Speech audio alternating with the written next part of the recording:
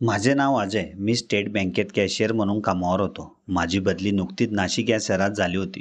माझे वय 23 वर्ष इतकं होते. मी अजूनही कुवारा होतो आणि मला राहण्यासाठी एक भाड्याने घरही हवे होते. मला या शहरात येऊन 5 दिवस झाले होते. माझ्या बँकेत काम करणारे काही मुलं जवळच भाड्याने घर घेऊन राहत होते.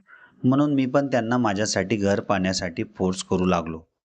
त्यापैकी जो मुलगा सटाण्याचा होता तो मला म्हणाला, "अजय, आम्ही ज्या ठिकाणी राहतो ना, त्याच्या 3 घर सोडूनच एक घर खाली आहे. तू येऊन त्या ठिकाणी घराबद्दल त्याच्या मालकाला विचारशील आणि आज असाही रविवार आहे." मी हो म्हणून सांगितले. मग मी तयार होऊन 11 वाजेला ते घर पाहण्यासाठी जायचे ठरवले. मी जेव्हा त्या घराच्या जवळ येऊन पोहोचलो, तेव्हाच त्या घराच्या आजूबाजूला सर्व शांतता होती. मग मी त्या घराच्या दारावर थाप मारली आणि काही वेळातच कोणीतरी तो दार उघडला. पण समोर जेव्हा माझे लक्ष उभ्या असलेल्या त्या बाईकडे गेले, तेव्हा मी आश्चर्यचकितच झालो. कारण ती बाई जणू आताच अंघोळ करून माझ्यासमोर उभी होती. तिचे ते मोकळे केस, काळेभोर डोळे आणि गुलाबी ओठ मला त्या क्षणी तिच्याकडे आकर्षित करू लागले होते. पण ही एवढी सुंदर असून सुद्धा विधवा कशी काय झाली असावी? त्या क्षणाला माझ्या मनात असे अनेक प्रश्न तिच्याबद्दल उद्भवत होते. आणि तेव्हाच त्या बाईचा गोड आवाज माझ्या कानी पडला. ती बाई मला म्हणाली, "भाई साहब, कौन चाहिए आपको?" तेव्हा मला कळाले की ही बाई आपल्याकडची नव्हती, कारण तिला धड मराठीही जमत नव्हतं. म्हणून त्या बाईला मी हिंदीतच म्हणालो, "मुझे आपके यहाँ किराए का घर चाहिए था. मेरे दोस्तों ने मुझे बताया था क्योंकि वो भी 2 घर छोड़ के किराए के घर में रहते हैं. आपके यहाँ घर तो खाली है ना?" तेव्हा ती बाई मला म्हणाली, "भाई साहब, आप अंदर आ जाओ. बैठ के मैं आपको पूरी फॉर्मेलिटी समझा देती हूँ." ती बाई या क्षणाला गाऊन घालून माझ्यासमोर बसली होती. माझे लक्ष अधूनमधून तिच्या त्या नाजूक ठिकाणी जातच होते. मग ती मला सांगू लागली, "देखो भाई साहब, मेरा जो ऊपर वाला घर है वही मुझे किराए से देना है. इस घर का किराया तकरीबन 3,000 रुपये होगा और आपको डिपॉजिट 10,000 रुपये पहले जमा करना पड़ेगा. ऊपर वाले कमरे में जाने के लिए आपको बाहर से सीढ़ियाँ नहीं है. आपको मेरे ही घर से गुजरकर ऊपर वाले कमरे में जाना होगा. रात को 10 बजे के बाद अगर कोई इमरजेंसी होती है तभी कोई बाहर वाला अंदर आ सकता है. नहीं तो आपको भी 10 बजे से पहले घर में लौटना है. उसके बाद आपको भी घर में एंट्री नहीं मिलेगी, क्योंकि घर में मैं भी अकेली रहती हूँ. इसलिए यही कुछ मेरी शर्तें हैं. अगर आपको यह मंजूर है तो तुम कल सुबह नहीं तो आज शाम को ही अपना सामान यहाँ डाल सकते हो. नाही तो तुम भी दूसरा घर देख सकते हो." मग मी स्वतःच विचार करू लागलो आणि म्हणालो, या ठिकाणी नियम फार कडक आहेत, पण आपल्या राहण्यासाठी घर तर आपल्याला पाहिजेच. असंही दिवसभर आपण घरी थांबणारी नव्हतो आणि बाहेरही आपली अजून या ठिकाणी ओळख नाही. शिस्तीत राहिलो तर आपण फायद्यात राहू. म्हणून त्या बाईला मी आज संध्याकाळीच सामान टाकायचे हो सांगितले. मग ती बाई मला म्हणाली, "अगर आपको टिफिन सुबह शाम का चाहिए तो वो भी यहाँ से आपको मिल सकता है, मगर वो आपकी इच्छा है. आप मुझे बताकर वह टिफिन ले सकते हैं, ताकि मैं आज शाम का भी खाना आपका फिर मैं बनाता हूँ." मग मी स्वतः विचार करून त्या बाईला म्हणालो, "आप खाली डेली मुझे सुबह का ब्रेकफास्ट दे देना और रात का खाना मैं यही खाऊंगा." तेव्हा मी त्या बाईला म्हणालो, "मैं शाम को मेरा सामान लेकर आता हूँ." तेव्हा ती बाई मला हो म्हणाली. मग मी तिच्या त्या ठिकाणाहून निघून माझ्या मित्रांच्या रूमवर येऊन पोहोचलो. त्यातील एक मित्र मला म्हणाला, "काय रे, आवडला का रूम?" मग मी त्यांना हो म्हणालो. मग तो मित्र मला परत म्हणाला, "ज्या बाईचा रूम तू घेतलास आहेस ना, ती बाई पण फार सुंदर आहे रे. काय दिसतेस यार ती, गजब." मग मी त्यांना म्हणालो, "हो ना, सुंदर आहे, पण अगदी व्यवस्थित. बोलणं किती छान आहे तिचं. नशीबवान आहेस यार तू, अशी घरमालकीण मिळाली तुला." मग मी त्यांच्याकडे जास्त लक्ष न देता त्या ठिकाणाहून निघून मी माझ्या सामान पॅक करण्यात बिझी झालो. माझ्याकडे फक्त 2 मोठ्या बॅग्स होत्या आणि संध्याकाळी 5:30 वाजेला मी त्या बाईच्या घराजवळ येऊन त्यांच्या दारावर मी थाप मारली. काही क्षणातच त्या बाईने दार उघडवला. तेव्हा ती बाई फोनवर कोणाशी तरी बोलत होती आणि तिच्या हातात एक फाईल आणि 2 पेपर होते. जोपर्यंत त्या बाईचं बोलणं संपत नाही, तोपर्यंत मी त्या ठिकाणीच उभं राहून तिच्याकडे पाहत होतो. तिच्या दोघं हातात कागदं होती आणि तिने आपला फोन हा खांद्यावर अडकवला होता. जेव्हा तिचं फोनवर बोलणं झालं, तेव्हाच तिच्या हातातून पेपर खाली निसटला आणि जेव्हा ती तो पेपर उचलायला खाली वाकली, तेव्हा समोरचे दृश्य पाहून मी आश्चर्यचकितच झालो. कारण त्या बाईने तिच्या आतल्या भागात घातलेल्या सर्व गुलाबी पट्ट्या मला स्पष्ट दिसत होत्या आणि ते तिचं आतलं दृश्य असं दिसत होतं की ते मी तुम्हाला शब्दातही सांगू शकत नव्हतो. ती बाई ज्याप्रमाणे चेहऱ्यावरून सुंदर होती, तिच्या कित्येक पटीने ती आतून देखील तेवढीच सुंदर होती. मग ती बाई मला पाहून म्हणाली, तुम्हारा नाम क्या है? मग मी त्या बाईला म्हणालो, मेरा नाम अजय है. मैं यही बैंक में जॉब करता हूँ. तेव्हा ती बाई मला म्हणाली, चलो मैं तुम्हें रूम दिखाती हूँ. मग रूम दाखवण्यासाठी ती बाई आम्हाला वर घेऊन आली आणि ती जेव्हा माझ्या पुढे शिडीवर चढत होती, तेव्हा तिचं मागचं दृश्य असं दिसत होतं की ते मी तुम्हाला शब्दातही सांगू शकत नव्हतो. काय ती तिची बॅक साईडची फिगर, ओ हो हो हो हो. मी माझ्या आयुष्यात एकही कुवारी मुलगी बँकेत तिच्यासारखी कधीच पाहिली नव्हती. मग त्या बाईने मला पूर्ण घर व्यवस्थितपणे दाखवले आणि ती त्या ठिकाणाहून खाली निघून गेली. मी हळूहळू माझ्या बॅगमधील सामान बाहेर काढून त्या ठिकाणी सेट करू लागलो आणि आता रात्रीचे 8 वाजले होते. मी माझा मोबाईल पाहतच त्या ठिकाणी खाली बसलो होतो आणि तेव्हाच त्या बाईचा आवाज मला जेवणासाठी आला. मलाही फार भूक लागली होती, म्हणून मी 0 मिनिटात खाली येऊन त्या बाईच्या सोफ्याजवळ येऊन पोहोचलो. त्या बाईने मला जेवणासाठी चटई टाकली आणि जेवण अगोदर मी त्या बाईला 10,000 रुपये डिपॉझिट तिच्या हातात दिले. तेव्हा ती बाई मला म्हणाली, अरे अजय, यह पैसे बाद में देते, पहिले खाना तो खा लेते. मग मी त्या बाईला म्हणालो, मैंने आपके लिए ही ऐसे पैसे निकाल के रखे थे. मग माझ्या हातातून त्या बाईने पैसे घेऊन मला जेवणासाठी ताट तयार केले आणि जेव्हा ती बाई मला जेवण वाढत होती, तेव्हा तिच्याकडे पाहून माझे डोळेच मोठे झाले. कारण मी माझ्या आयुष्यात असं दृश्य प्रथमच वेळेस पाहत होतो. कारण जेव्हा जेव्हा मला ती बाई चपाती किंवा भाजी वाढत होती, तेव्हा तेव्हा तिच्या आतलं दृश्य मला अजूनच जवळून पाहायला मिळत होतं. कारण एवढ्या दिवसांपासून ती तिच्या नवऱ्याच्या संपर्कात नसल्यामुळे तिथला टाईटनेस लांबूनच पाहिल्यानंतर मला छान दिसत होता. मग थोड्याच वेळात माझेही जेवण झाल्यानंतर ती बाई मला म्हणाली, थोडा देर यही रुको, तब तक मैं भी खाना खा लेती हूँ. मग मी त्या बाईला ठीक आहे म्हणालो आणि तिने मला टाइमपासासाठी तिच्या घरात असलेला टीव्ही चालू करून दिला. मी अर्ध्या तासापर्यंत टीव्हीवर न्यूज पाहून आनंद घेतला आणि त्यानंतर ती बाई ही माझ्या शेजारी येऊन खुर्चीवर बसली आणि मला म्हणाली, अजय, तुम्हारे घर में कौन कौन रहता है? तेव्हा मी त्या बाईला म्हणालो, मेरे घर में मेरे माँ पिताजी और मेरा एक छोटा भाई, इतने लोग हम रहते हैं.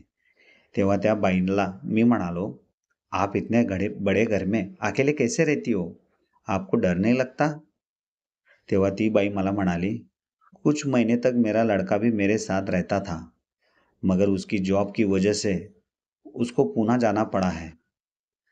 आपको मैं भाभी कह सकता हूँ क्या? तेव्हा ती बाई मला ठीक है म्हणाली. भाभी, आपके हाथों का खाना बहुत ही लाजवाब था.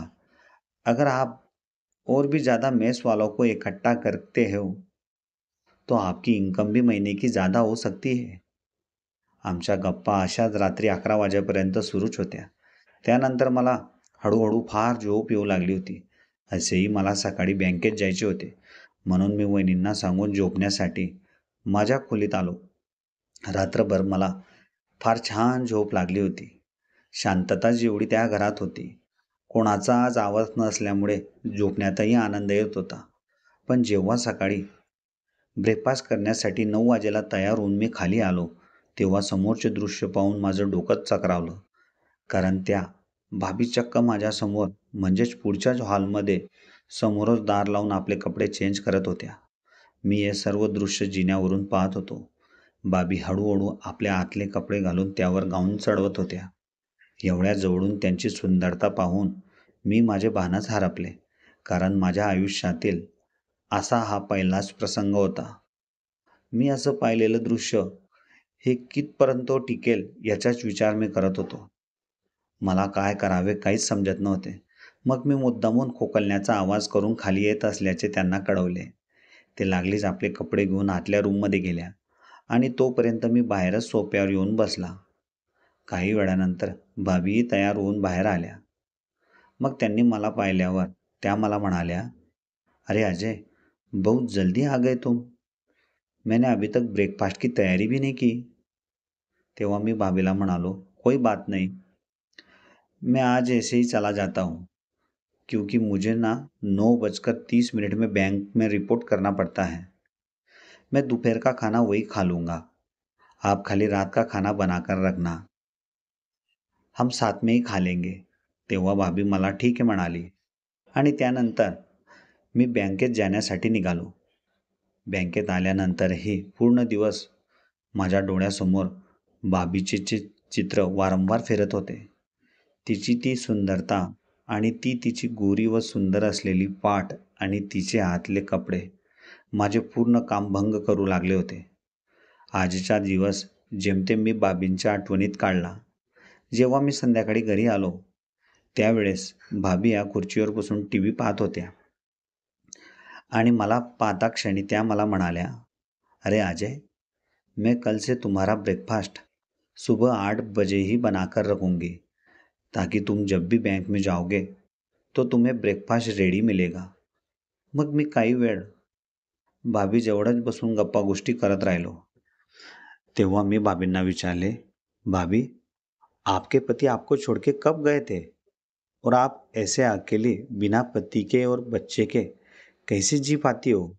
तेव्हा ती भाभी मला म्हणाली, "देखो, जिंदगी में अगर कोई तकलीफ ना आए तो जिंदगी जीने का मजा ही नहीं आता. मैंने जिंदगी में अपने दिल पर पत्थर रखकर जीना सीखा है. समाज में बहुत ताने सुनी है. मैं जब 38 साल की थी तभी मेरे पति मुझे छोड़कर चले गए. उनको दिल का दौरा पड़ने की वजह से उनकी मौत हो गई थी. तब मेरा लड़का 9वीं कक्षा में था. मेरे ऊपर उसकी पूरी जिम्मेदारी थी. दिल तो कह रहा था कि दूसरी शादी कर लूँ, मगर मेरा मन ही नहीं मान रहा था. उसी दिन से अब तक मेरे हर दिन और हर रातें कैसी गुजरती है वो मुझे ही पता है. फिर भी मैंने ज़िंदगी में हार नहीं मानी. अपना काम में मन लगाकर करती रही. अपने लड़के को अच्छी पढ़ाई दी और आज वो एक अच्छी नौकरी पर है. इसलिए मैंने बाकी बातों की चिंता ही करना छोड़ दिया है." तेव्हा मी भाभीला म्हणालो, "मगर भाभी, आप इतनी सुंदर हो. आपको तो कोई भी नौकरी वाला आदमी मिल जाता और वह शादी के लिए भी आपसे मना नहीं करता." तेव्हा भाभी मला म्हणाली, "मेरे माता पिता ने भी मेरे लिए बहुत सारे रिश्ते लाए थे, मगर लड़के के खातिर मैंने वह सब ठुकरा दिए. क्योंकि मैं अगर दूसरी शादी कर लेती तो आज मेरे लड़के की हालत कुछ और होती." मग मी भाभीला म्हणालो, "मगर भाभी, जिंदगी में सबको अपनी इच्छाएं पूरा करने का हक होता है. आज भी आप की तरफ देखकर मुझे देखने से ऐसा क्यों लगता है कि शायद आप मुझे आपकी शादी से पहले मिली होती तो बहुत ही अच्छा होता." तेव्हा भाभी मला म्हणाली, "अजय, तुम ऐसा क्यों बोल रहे हो?" तेव्हा मी भाभीला म्हणालो, "मैं सच बोल रहा हूँ भाभी. मैंने अपनी ज़िंदगी में आपकी जैसी खूबसूरत औरत नहीं देखी. आपकी जो सुंदरता है मैंने अभी तक कहीं नहीं देखी. हर रोज़ बैंक में मेरे सामने हजारों लड़कियां औरतें आती हैं, मगर जो बात आप में मुझे दिखी, वो किसी में मुझे नज़र नहीं आई। इसलिए पूरा दिन मैं आपके ही बारे में सोचता रहता था। तेव्हा भाभी मला म्हणाली, इतनी तारीफ मत करो अजय मेरी, कि मैं हर दिन अपने आप को आईने में देखती रहती हूँ। और अभी बातें भी छोड़ो और तैयार होके खाना खाने के लिए नीचे आ जाओ। तेव्हा मी वहिनींना हो म्हणालो, मैं अभी फ्रेश होके आता हूँ भाभी, तब तक तुम खाना बनाओ। मग भाभीने अर्ध्या तासात जेवण बनवले आणि बरोबर 8:30 वाजेला आम्ही सोबतच जेवणाला बसलो. आताही भाभीने लाल कलरचा गाऊन घातला होता. त्या गाऊनमध्ये त्या कालपेक्षा आज जास्तच सुंदर दिसत होत्या. म्हणून माझे लक्ष त्यांच्यावरून हटतच नव्हतं. मग भाभी स्वयंपाक करून घामाने पूर्णपणे ओल्या चिंब झाल्या होत्या. त्या जेव्हा स्वयंपाकघरातून बाहेर आल्या आणि टॉवेलने आपला चेहरा पुसू लागल्या, तेव्हाच त्यांच्या गाऊनचे वरचे दोनही हुक ॲटोमॅटिक उघडले आणि आज त्यांनी त्यांच्या आतल्या भागात काळ्या कलरच्या पट्ट्या घातल्या होत्या. मी त्या पट्ट्यांकडेच वारंवार पाहत होतो. मग वहिनी जेव्हा माझ्या शेजारी बसल्या, तेव्हाही मी त्याच ठिकाणी पाहत होतो आणि अचानक वहिनींचे लक्ष माझ्याकडे गेले. मग त्यांनी आपल्या त्या ठिकाणी पाहिले. तेव्हा वहिनींना कळाले की मी वारंवार त्यांच्या कोणत्या ठिकाणी पाहत होतो. तेव्हा वहिनीने लागलेच आपले दोनही हुक लावले आणि त्या ठिकाणाहून उठून मला जेवणासाठी ताट करू लागल्या. मी जेवत असतानाही माझं लक्ष वहिनींच्या त्याच ठिकाणी टिकून होते. स्वयंपाकात काय बनवलं आहे त्याकडे माझं काहीही लक्ष नव्हते. मग माझे जेवण झाल्यानंतरही वहिनी मला खाली थांबायलाही काही बोलल्या नाही. मी तरी पण सोफ्यावर त्यांच्या जेवण संपण्याची वाट पाहून बसून राहिलो. आता वहिनींना माझ्यासमोर बसायचीही लाज वाटत होती, कारण जे दृश्य मी पाहिले होते त्याबद्दल वहिनींना कडून चुकले होते. पण आज काही करून मला त्यांना माझ्या मनात जे त्यांच्याबद्दल सुरू होते ते सांगायचे होते. मला त्या ठिकाणी बसून पाहिल्यानंतर वहिनी आपले काम मुद्दामूनच हळूहळू करत होत्या आणि बरोबर 9:45 वाजेला त्या सर्व काम संपवून माझ्या शेजारी येऊन बसल्या आणि मला म्हणाल्या, अरे अजय, आज तुम्हें नींद नहीं आ रही है क्या? तेव्हा मी वहिनींना म्हणालो, क्या करूँ भाभी, कल से मेरी नींद ही उड़ चुकी है, क्योंकि जब भी मैं कोई काम करने जाता हूँ मुझे आपका ही चेहरा नज़र आता है. आपके बिना मेरा दिल ही नहीं लग रहा है. तेव्हा वहिनी खुर्चीवरून उठून माझ्या शेजारी सोफ्यावर येऊन बसल्या आणि मला म्हणाल्या, अजय, तुम अपने काम में ध्यान रखो, मेरी तरफ ज़्यादा मत देखो. मैं तुम्हें कुछ नहीं दे सकती हूँ. मैं एक शादीशुदा औरत हूँ. पहले ही मेरे पीछे बहुत सारी परेशानी है. मुझे पता है तुम मेरी तरफ बार बार क्यों देखते रहते हो. तुमको मेरी ऐसी चीज़ आज दिख रही है जो मैं तुम्हें शब्दों में भी बयान नहीं कर सकती. तेव्हा मी वहिनींना म्हणालो, भाभी, मैं जब किराए का रूम लेने आया था तब से मैं तुम्हारे सुंदरता का दीवाना बन गया था. और जब मैं ब्रेकफास्ट करने के लिए नीचे आ रहा था तब मैंने तुम्हें साड़ी बदलते हुए तुम्हारी सुंदरता और नज़दीक से देखी. तब से मैं तुम्हें चाहने की कोशिश में लगा हूँ. मी बोलत असतानाच माझा हात वहिनींचा मांडीवर येऊन थांबला. तेव्हा वहिनी काहीही बोलल्या नाही. त्या फक्त माझ्याकडे पाहत होत्या. मग हळूहळू मी वहिनींचा हात माझ्या हातात घेतला आणि त्यांना मी घट्ट दाबू लागलो होतो. वहिनींना या गोष्टीची सवय नसल्यामुळे त्या मला म्हणाल्या, अजय, थोडा धीरे हात दबाव, बहुत दर्द हो रहा है. मग मला समजले की जी गोष्ट माझ्या मनात सुरू होती तीच गोष्ट वहिनींनाही भरपूर दिवसापासून हवी होती, पण कोणीच पुढाकार घेत नव्हते. आज ती सिच्युएशन माझ्याच हातात आली होती. मग मी माझा एक हात वहिनींच्या चेहऱ्यावरून फिरवू लागलो. वहिनींना माझ्या हाताचा स्पर्श होताच त्यांनाही खूप आनंद मिळू लागला होता. मग त्यांनी माझा हात पकडून त्या मला त्यांच्या बेडरूममध्ये घेऊन आल्या आणि म्हणाल्या, अजय, जो आग मेरे दिल में कई सालों से बुझी हुई थी, तुम्हारे स्पर्श से आज उत्तेजित हो पड़ी है. मग वहिनीही तिच्या ओठ माझ्या ओठांपर्यंत घेऊन आली आणि तेव्हाच मी तिच्या अशा ठिकाणी स्पर्श केल्यामुळे तिने लागलीच मला मिठीत घेतले. तिला मला सोडायची अजिबात इच्छा होत नव्हती. मग मी पण तिला साथ देऊ लागलो होतो. हळूहळू आमचे गरम श्वास एकमेकांना स्पर्श होऊ लागले होते. आता माझ्यानेही कंट्रोल होणे शक्य नव्हते. म्हणून मी लागलीच वहिनींच्या ओठांवर ओठ टिकवले आणि तब्बल अर्ध्या तासापर्यंत आम्ही एकमेकांच्या ओठांचा रस चाखत राहिलो. हळूहळू आम्ही दोघांनी आमच्या अंगावरील कपडे बाजूला ठेवले आणि एकमेकांसोबत भरभरून प्रेम करू लागलो. आता ती वेळ जवळ आली होती ज्या गोष्टीची आतुरता वहिनींच्या मनात भरपूर दिवसापासून होती.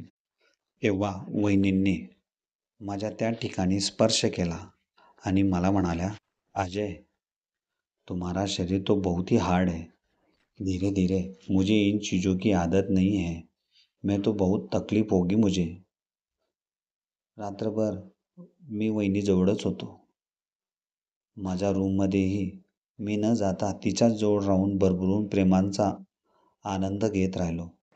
माझ्यामुळे वहिनींनाही त्या गोष्टीची आठवण आली की आज त्या काळात तिने घेतलेला लग्नाचा निर्णय खरा होता. जी मजा मला एकट्यात राहून अजयने आज दिली, ती मजा मला माझा होणारा नवराही आयुष्यात देऊ शकला नसता. तेव्हा तिने मला वरच्या रूममध्ये न राहू देता तिच्यासोबतच राहायला सांगितले आणि आता माझे रोजचे नित्यनियम झाले होते. मी दररोज सकाळी बँकेत तर जायचा, पण संध्याकाळी जेवण झाल्यानंतर मी आणि माझी विधवा घरमालकीन एकमेकांसोबत भरभरून प्रेम करायचो. काही महिन्यानंतर वहिनींनी माझ्यासमोर लग्नाचा सुझाव मांडला आणि त्या मला म्हणाल्या, अगर अजय हम दोनों शादी कर लेते हैं तो ऐसे हमें बंद कमरे में रहकर प्यार नहीं करना पड़ेगा. हम दुनिया के सामने भी बाहर घूम सकते हैं. तेव्हा मी भाभीला म्हणालो, मैं तुमसे बहुत छोटा हूँ भाभी. इस उम्र में मैं तुमसे शादी कैसे कर सकता हूँ. तुम मुझे बहुत अच्छी लगती हो, इसलिए मैं तुमसे दिलो जान से प्यार करता हूँ. तुम अपनी अधूरी ख्वाहिश मुझसे पूरी करती रहो. मैं तुम्हारा साथ जिंदगी भर देता रहूँगा. अगर मेरी शादी भी हो जाती है, मैं तुम्हें उतना ही प्यार दूंगा जितना प्यार मैं अभी तुमसे करता हूँ. तेव्हा वहिनींच्या मनाला शांतता लागली आणि तिने परत मला मिठीत घेतले आणि आपले ओठ माझ्या ओठांवर टिकवले. अशा प्रकारे घरमालकींसोबत ती विधवा असली तरी नवऱ्यासारखं प्रेम मी तिच्याबरोबर करत होतो.